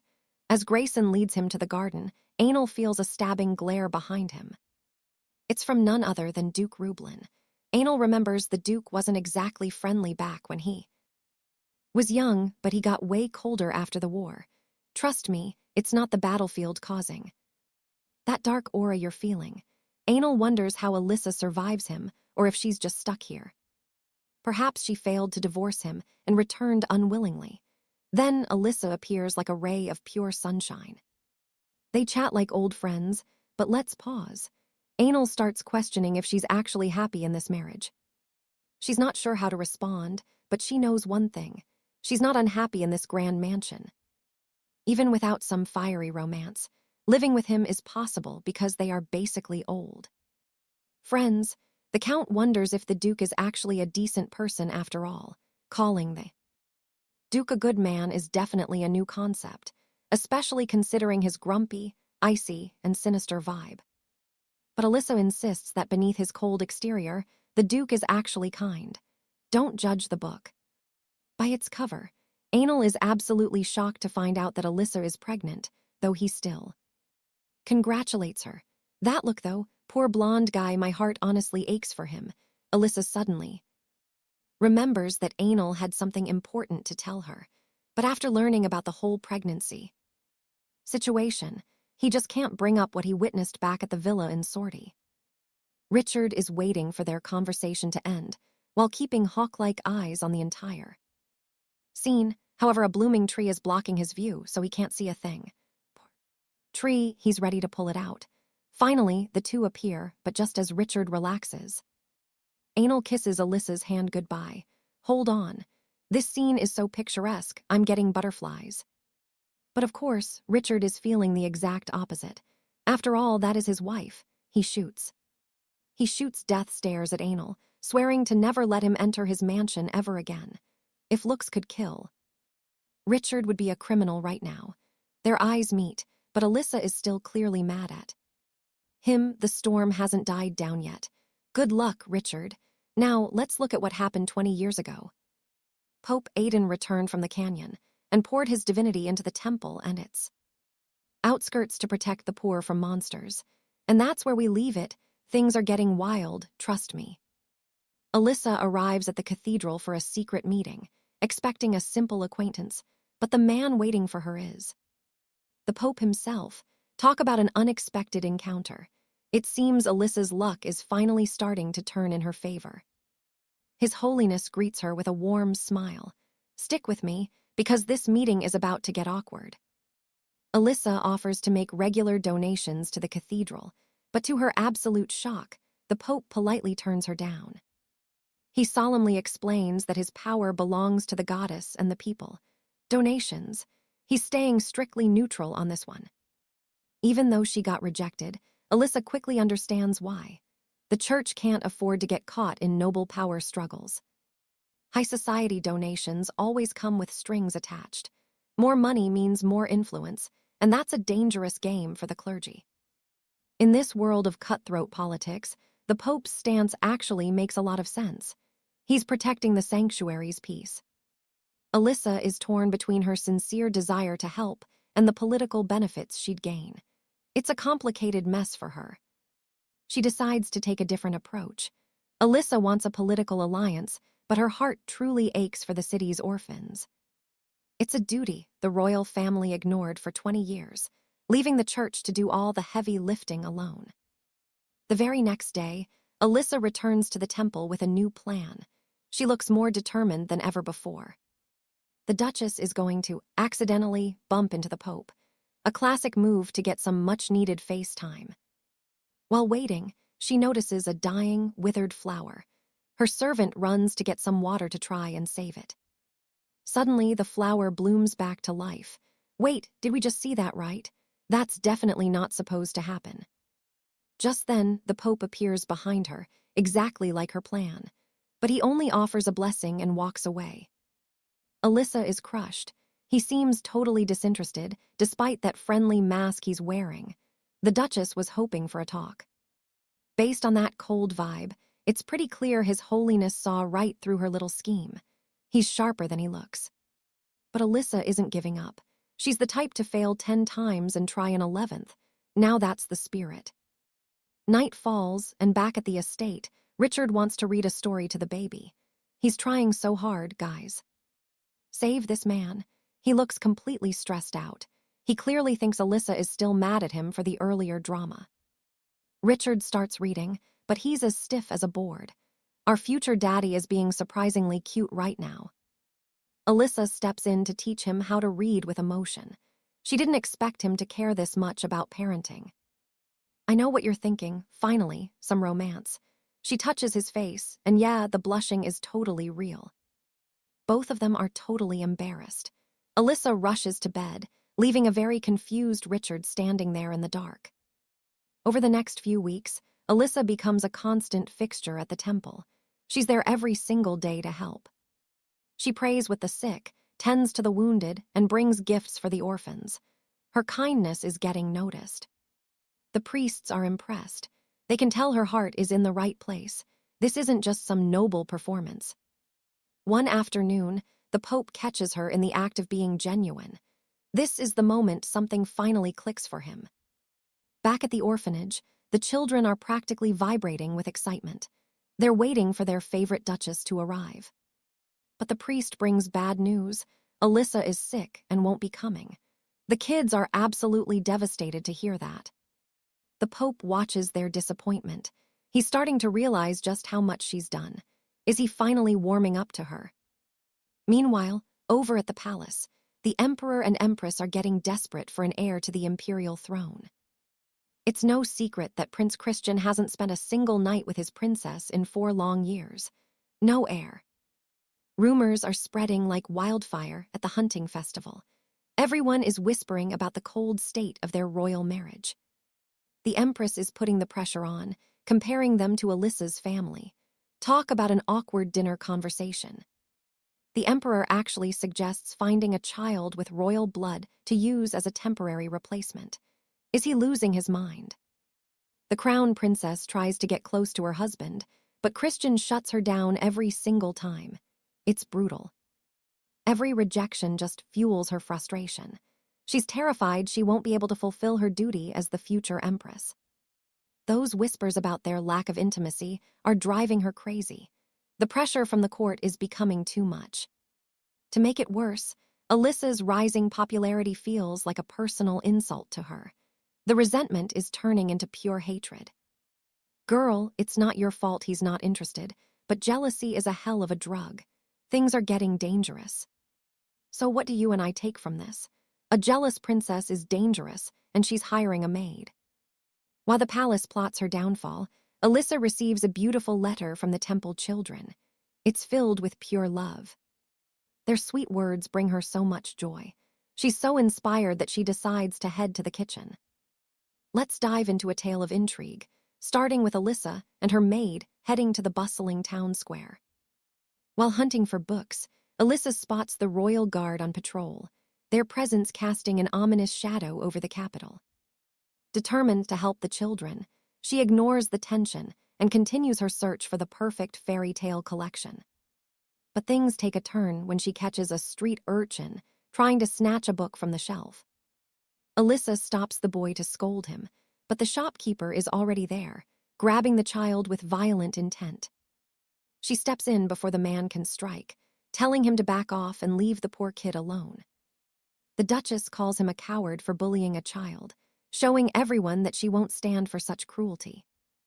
This arrogant owner has no idea he's talking to the Duchess of Rublin and tells her to mind her business. Once she reveals her identity, the man's face turns pale, terrified of the knights stationed just outside the shop. Alyssa gives him a final warning, pays for the stolen book, and decides to take the young boy with her. The boy, Leon, grabs her dress tightly, and suddenly a realization hits Alyssa like a bolt of lightning. Leon is actually the future rival from the novel, and the hidden illegitimate son of the cruel Crown Prince Christian. His bright red hair was a giveaway, though he's far too sweet to be anything like his arrogant father. There's no way that jerk of a prince could be related to such a little cutie like Leon. Alyssa remembers the original plot, where the royal guards were hunting Leon down on his father's secret orders. In the book, Crown Princess Rose sent assassins to eliminate him, leading to a chase that triggered Leon's hidden powers. Watch closely, because his uncontrolled magic destroyed an entire village, which led to a tragic and very lonely life. Alyssa refuses to let history repeat itself and decides she must protect the vulnerable boy at any cost. She turns to the Pope for help, knowing he's the only one who can hide an imperial child. The Pope is hesitant, fully aware of the danger that comes with hiding a child the palace wants dead.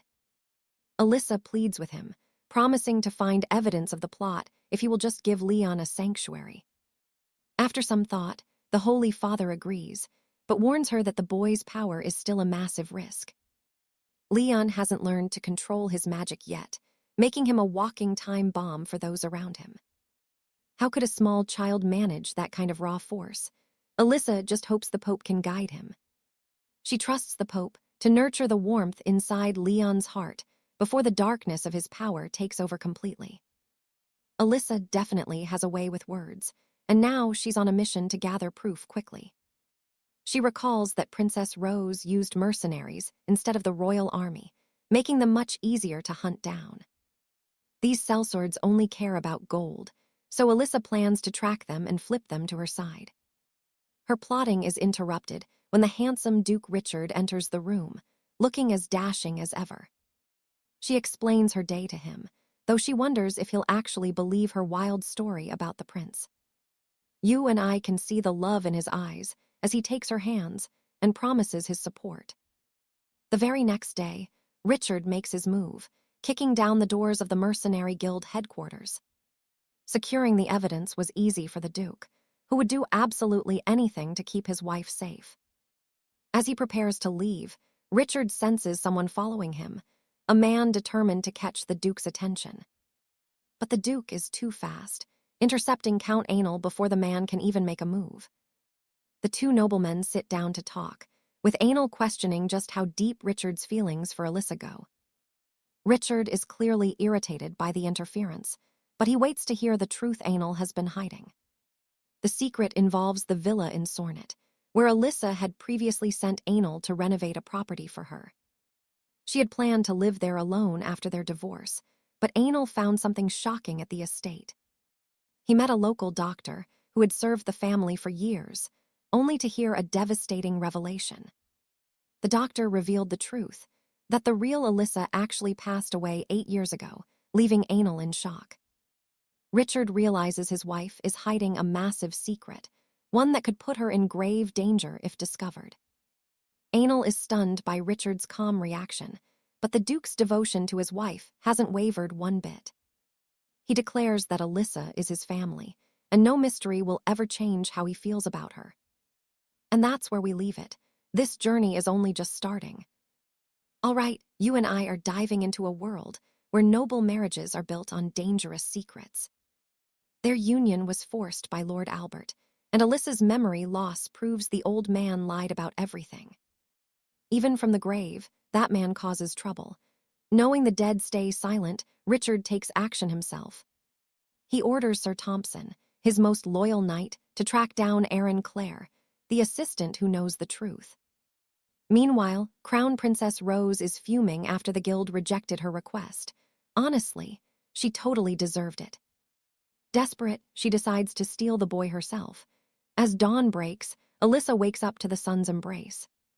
She prepares for a visit to the cathedral, feeling safe under Richard's newfound, protective care these days. She is actually blushing, remembering Richard's soft touches from the night before. But then, a shadow arrives. A threatening letter comes from Princess Rose. Seriously, she needs to stop ruining mornings, but Alyssa just smirks. She cannot hide her excitement at the contents. The letter is a formal invitation from the princess herself. Alyssa is invited to the palace, but she knows Rose's real motive. Soon, a tense encounter begins. Alyssa and Rose trade fake smiles and artificial manners. This is clearly a battle of masks and ego. Could this get any more awkward? Alyssa finds Rose absolutely pathetic as she serves tea unfit for mothers. Now pay attention, because Rose is targeting the unborn child next. This woman has absolutely no limits. Rose pretends to care about Alyssa's charity work for orphans, acting as if she is a grateful royal. Alyssa fires back, noting the royal family should have handled that responsibility ages ago. Talk about a burn. Rose tries to fish for info, but Alyssa cleverly pivots the conversation into securing more royal donations instead. Rose keeps provoking her, finally revealing the real reason for this tea party, little Leon. Alyssa plays dumb. This enrages Rose. Alyssa warns that Richard will expose her to the king, mentioning the consequences of hiding evidence. They trade insults about their noble origins, but the tension is thick enough to cut with a sword. Alyssa wins this round by showing proof of Rose's plot to harm an innocent child. Checkmate, princess. She leaves with a terrifyingly sweet smile, hiding the mental warfare that just occurred between them. You saw that too, right? That was absolute savage diplomacy. Now Alyssa returns to her usual routine. She heads to the cathedral for the orphans, but Richard unexpectedly asks to join her and check on Leon. Richard had a rough childhood himself, so he might actually be able to help the boy. Alyssa agrees. He worries the kid is clueless. Soon, Leon will discover his powers are far beyond any normal child. Perhaps Richard can teach him control. When they arrive at the cathedral, the commoners stare in total shock. They wonder why a cold warrior is with the sweet Alyssa. Richard, please smile. Even the priest is terrified. Suddenly, little Leon runs toward Alyssa, calling her sister. But wait, where did his red hair go? He is wearing a blonde wig as a disguise, pretending to be a distant relative of the high priest.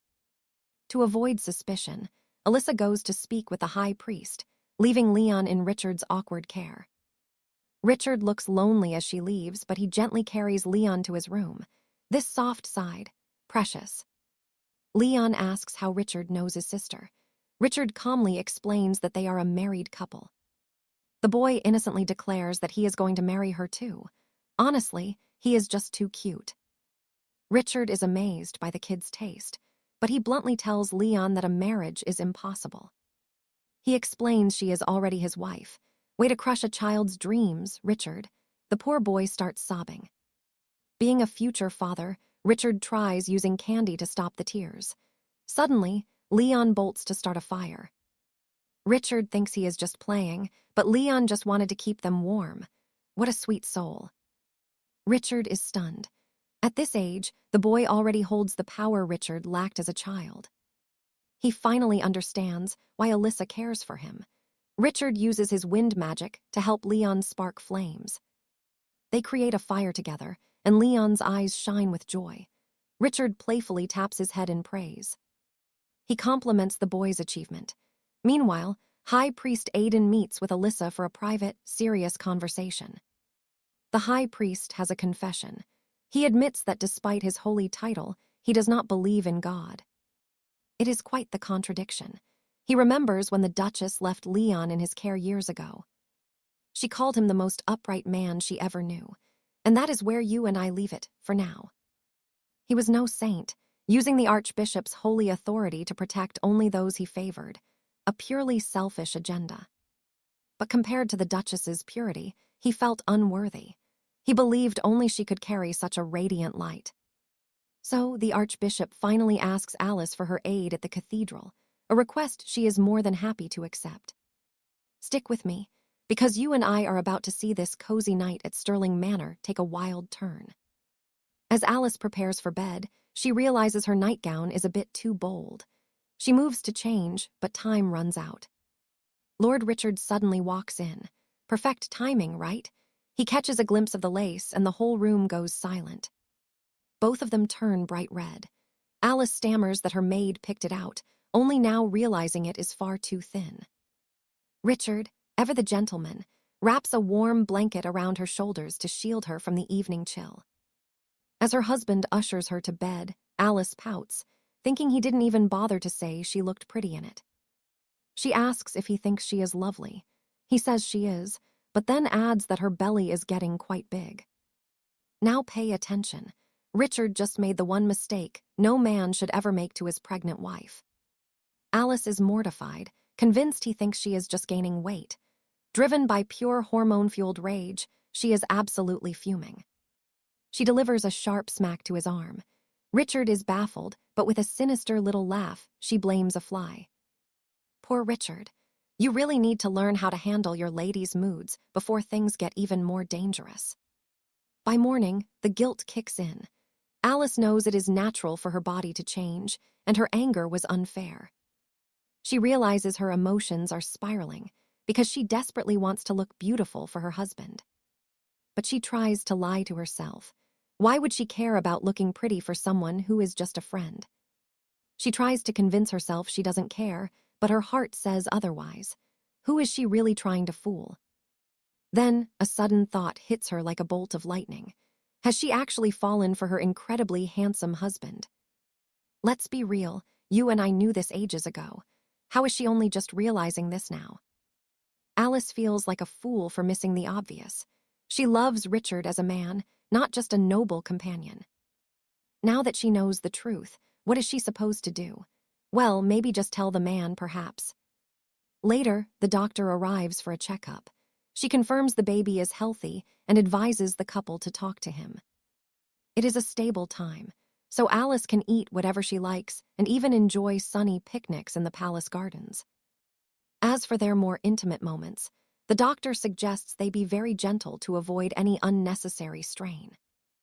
Alice and Richard can only blush furiously as they listen. They are so precious when they get this flustered.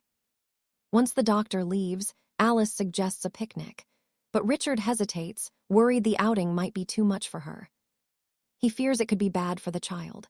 Once more, Alice's temper flares, and she snaps that she matters too. Shocked by her own outburst, Alice apologizes and runs away, leaving a deeply worried and confused Richard behind. Back in her room, the guilt returns. He was only being protective, yet she lashed out at him for no reason. Richard enters a moment later and drops to his knees. He apologizes for not prioritizing her feelings above the child.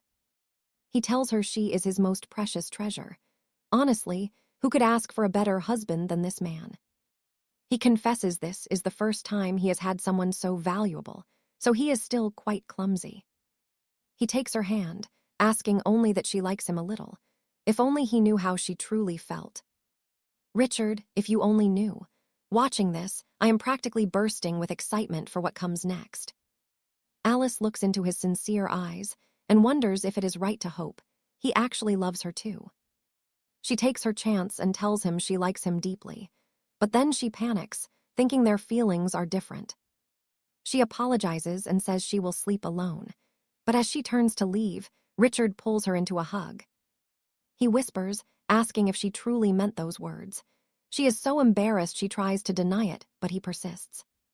He turns her around, wanting to hear the truth. Alice is in tears, unable to find the words to answer. So Richard decides to show her exactly what he means instead. He gently cups her face and leans in close. Their lips finally meet in a tender kiss. Right then, he whispers those 3 words she has longed to hear. And there it is, the moment you and I have been waiting for. Talk about a perfect confession. But Alice is still insecure. She fears he only says this out of duty because they are a married couple. Richard is quick to prove her wrong. He holds his weeping wife, assuring her that his love isn't just duty. Let's dive back into the story where Richard finally confesses his love to Alyssa. And trust me, it is absolutely beautiful. He admits he has loved her for years, but kept quiet because he was terrified his feelings would become a heavy burden. As he wipes the tears from her cheeks, he apologizes for everything, looking back at a life that was once only about revenge. Now, all he wants is a happy life with her by his side, so he takes her hand and holds it against his chest. He asks if she will grant his wish for a future together, and right then, Alyssa finds the courage to speak her heart. She tells him their wishes are identical, kisses him deeply, and finally confesses her love. They are so lucky to have each other. Later, while Alyssa is in her chambers still feeling that romantic glow from their shared moment, an official letter arrives from the royal palace. It is a tea party invitation, but she is instantly suspicious of Princess Rose and the Empress, especially after their very recent falling out. She knows they have bad intentions after her recent fight with Rose, but she still decides that she will definitely attend this event. At the elegant tea party held in the imperial palace, noble guests begin gathering and whispering about the mysterious Duchess. Everyone wonders where Duchess Alyssa and Marchioness Olivia could be. We then discover that the Empress ordered Rose to set a trap for them. They were sent invitations with completely wrong information, stating the incorrect time and an entirely different dress code for the party. Oh, these two are always trying to ruin things for Alyssa. Rose made sure that even if the two ladies compared notes, they would simply believe the dress code was a lie. No matter what they wear, they are destined to lose face in public. You and I are about to see a classic face slap moment because Alyssa is way ahead of these petty schemers. Just watch. Right as guests gossip about their lack of respect, Alyssa and Olivia arrive with bright smiles and apologize for being slightly late. Using the excuse of horrible traffic, they make their entrance. Rose is horrified to see they are actually on time and dressed perfectly. Unfortunately for the villains, our Alyssa is way too smart for that. Instead of checking the invitation details with her friend Olivia, she consulted a third party, Countess Halos, to learn the actual secrets of the party, proving it is impossible to outsmart her. Alyssa then plays the victim, acting confused in front of the other nobles about the strange errors written in her royal invitation. She suggests that someone must have misunderstood her close relationship with the crown princess, who obviously cares deeply for her well-being. To save her own reputation, the crown princess is forced to turn on her own maid, who is ordered to write that letter. She smacks the girl in the face right there, desperate to ensure that she will not be blamed for the embarrassing mishap. Meanwhile, Richard meets with his grandfather's old aide. After some quick congratulations about the new baby on the way, they talk business. Richard immediately asks where his grandfather originally found Alyssa. The aide claims he doesn't know every detail about that mysterious day. He only knows the late Duke brought the girl from somewhere secret and ordered him to hide her identity with a fake name. He explains that on a night in the forest of sacred trees, the late Duke went off alone to carry out his plan. Carrying the young Alyssa, the Duke was searching for a wise man, one of those legends who had supposedly become one with nature. When Richard asks why his grandfather needed to find this man, the aide remains clueless, but says the Duke had found an answer. The old Duke believed he had finally solved the puzzle. Richard is left bewildered, wondering what his grandfather could have possibly meant. We love a good mystery, and right now, you and I are both dying to know the truth about Alyssa's hidden origin. Richard knows there must be a clue in that sacred forest, so he orders his man Thompson to research the area immediately. With the founding festival just days away, Alyssa is busy delivering goods to the temple. Suddenly, she spots a child in the garden. The boy is pulling out flowers everywhere, and it turns out to be little Leon. The adorable kid is thrilled to see her. He greets her with a beaming smile, claiming to be weeding, even though he is definitely pulling out more flowers than grass. It doesn't really matter because he's having so much fun, even if he is technically murdering all of the palace's expensive plants. You are lucky you are so cute, Leon. Alyssa tells him to go wash up, or else the crows will try to befriend him. Instead of being scared, Leon actually wants to be friends with the birds, so he refuses to clean up. Alyssa has to chase him. She chases him while he pretends to be a bird. It is total cuteness overload, but then the moment is suddenly ruined. Unfortunately, Leon bumps right into Prince Christian. The terrified boy immediately runs back to Alyssa for comfort and protection. The prince starts ranting about his expensive suit getting dirty. What a total diva. He really needs to get over himself right now. Even though Leon apologizes, the prince continues to insult him. I am not surprised he is picking a fight with a literal child. He clearly has the mental capacity of a toddler. Alyssa is forced to step in and apologize on behalf of the little boy. Despite that, the prince keeps spewing his bigoted nonsense, calling Leon's parents stupid. If only he knew the truth about his own words. Trust me, we will love watching him realize he's just insulting himself. But mentioning his mother, that was a mistake. Leo's hands ignite when the prince insults his mother. Trust me, you and I are about to see a hidden power awaken. Alice grabs his hand to hide his identity from Prince Cedric. She can't let him see Leo's true nature as the fire burns. A blue light shines from her palm, dousing the flames instantly.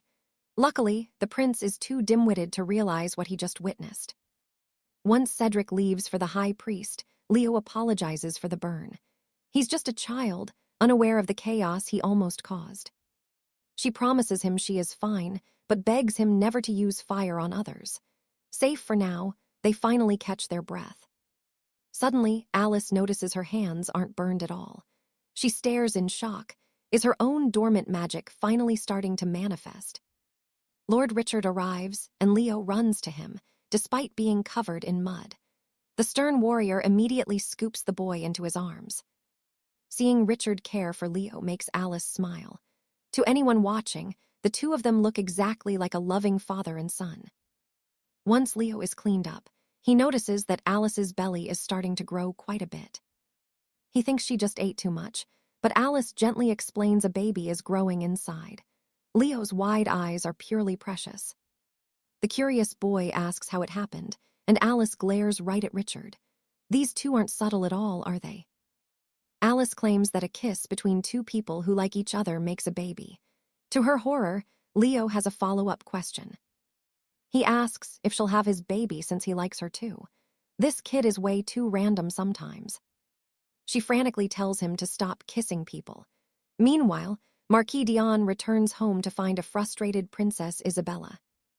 The princess scolds him for being drunk again. He snaps back, fuming because the Duke of Ravenswood completely ignored him today. Isabella joins in the rage, calling the Duke and Duchess arrogant snobs. Their jealousy is starting to reach a boiling point. The butler interrupts with a visit from Viscount Thorne. The Marquis groans, tired of hearing about the man's constant business failures. But then he remembers an artifact the Viscount is desperate to sell. A dark glint appears in his eyes as he reconsidered. He orders the butler to tell his uncle he's coming over immediately. In a nearby carriage, Richard is lost in his own thoughts. He's pondering the investigation of the holy woods and the strange energy there. He hoped to find answers, but came up empty. Even after scouring the nearby villages, he found nothing. The mystery of the forest is weighing heavy on his mind today. He's so distracted he doesn't hear Alice calling him. When he finally snaps out of it, she looks genuinely worried for him. She asks if he's hurt, but Richard insists he's fine. In fact, he tells her that he should be the one protecting her. Alice beams, declaring that she and the baby are plenty strong. The couple then arrives at the massive Kingdom Day celebration grounds. The festival is packed with nobles and commoners alike, but the festive mood shifts when Alice spots Marquis Dion and Isabella. She notices he brought a small army of knights with him. Something feels off about their presence at a peaceful event. Now pay attention here, because you and I know these two never show up without a sinister plan in mind. Kingdom Day is notoriously boring, with endless sermons from the priests. Even Alice and the other nobles are struggling to stay awake. Thankfully, the play is actually interesting this year. It tells the legend of how the goddess gave 3 children divine powers. They were meant to defeat the archdemon and bring peace. The children eventually became the founders of the great houses. But they couldn't win until Arthur, master of the red flames, joined them. Together, the 4 heroes struck down the archdemon. Arthur was crowned the first emperor, but peace was brief. The demon clans began to gather their strength in the shadows again. Arya of House Sterling sacrificed herself to protect the emperor she loved. She turned the polluted land into a purified lake. This barrier blocked the demon's path for centuries. Watching the tragedy unfold, Alice suddenly finds herself weeping for the fallen hero. Richard is concerned, but she blames the moving story. Then, out of nowhere, the peaceful celebration turns into a bloody nightmare. Monsters are storming the shrine. Chaos erupts as everyone panics and screams, desperate to find a way out of here. Richard is by Alice's side instantly, pulling her to safety. But she realizes the defenseless commoners are being slaughtered in the crowds. She begs Richard to go and save them. He hesitates, wanting to guard her, but Alice insists she'll be perfectly fine. Let's see if she's right. She tells him Thomas will protect her, and we can only hope he's enough. Richard promises to return and leaps into the fray. He manipulates the air itself, slicing through monsters with deadly, wind-sharpened precision. He realizes something is wrong. Monsters rarely leave the forest, so why are they attacking the heart of the city now? Meanwhile, Thomas is desperately guiding Alice away, but more beasts descend from the sky, cornering them in the narrow streets. He fights with everything he has, but they are outnumbered. Suddenly, a massive beast lunges directly at the pregnant Duchess. With no time to strike, Thomas throws himself in front of Alice. He takes a brutal blow, his blood spraying across the pavement. You and I just watched the ultimate sacrifice. Richard hears her scream and freezes. Seeing his wife in danger, Lord Richard snaps. A terrifying dark aura swallows him whole, turning the very air into shadows. In an instant, every beast in the courtyard is wiped out, as the darkness fades and the Duke finally descends. Lady Alyssa is terrified to see her husband this way. She rushes to him, begging him to come back to her. A holy light erupts from her hands, and suddenly Richard is himself again. Pay attention, the truth is finally coming out. Alyssa is in tears, holding her husband's face and worrying for him. He pulls her close, promising she's safe now. But the Emperor is beyond furious. His grand celebration is a disaster, and he's fuming about the ruined party. He actually gives the credit to Marquis d'Ion's knight. Can you believe this? Richard was the one who saved everyone. This Emperor is totally clueless. Meanwhile, the Marquis and the Princess start their devious plan by acting worried for commoners. The Marquis tells the Crown about a special monster-fighting perfume created by his uncle, the greedy Viscount Magenta. Supposedly, it repels beasts, and the Emperor gives them the green light to sell these items to the desperate people. Wait, so this whole attack was just a marketing scheme. Now you and I know how evil these people are. To make matters worse, the Marquis accuses Richard of negligence since the shrine area was his specific responsibility. He's implying the entire disaster was Richard's fault.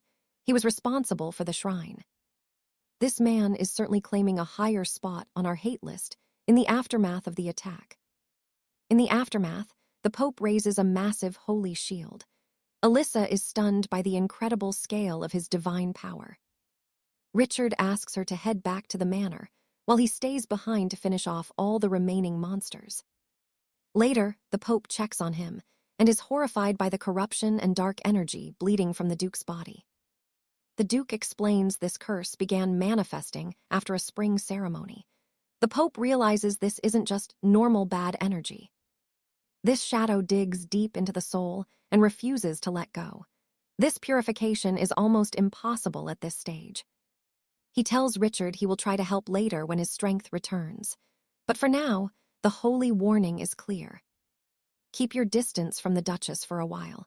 If that darkness leaks out again, it could kill the woman you love. Richard reluctantly agrees. Alone, the Pope contemplates what he saw Alyssa do during the chaos. That was definitely divine power. He knows Viscount Lohengrin isn't part of House Seraphim, but maybe there is a distant ancestor he doesn't know about. But why does he end up thinking about his beloved Juliana and their lost child? He searched and searched for years. He searched for that baby's body after the premature birth, but he found absolutely nothing at all in the end. He feels like the worst father for failing his child, but now he is starting to have pitiful hopes again.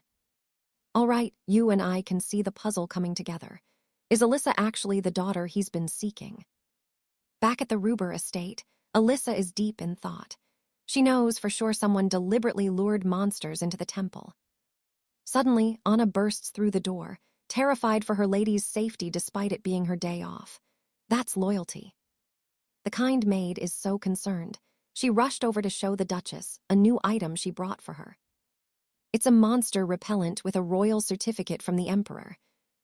Well, look at that perfect timing. That attack was definitely a marketing strategy. These villains should work in PR. Alyssa is stunned by their greed. Right after the terror, this repellent is already for sale. How dare they look down on commoners like this? Right then, Commander Agile arrives with a dark look, ordering a massive investigation of the forest for the truth. And that's all for today. You and I just witnessed a wild turn. Let me know your thoughts down below. Like, comment, and subscribe so you never miss the next part. I'll see you in the next epic update.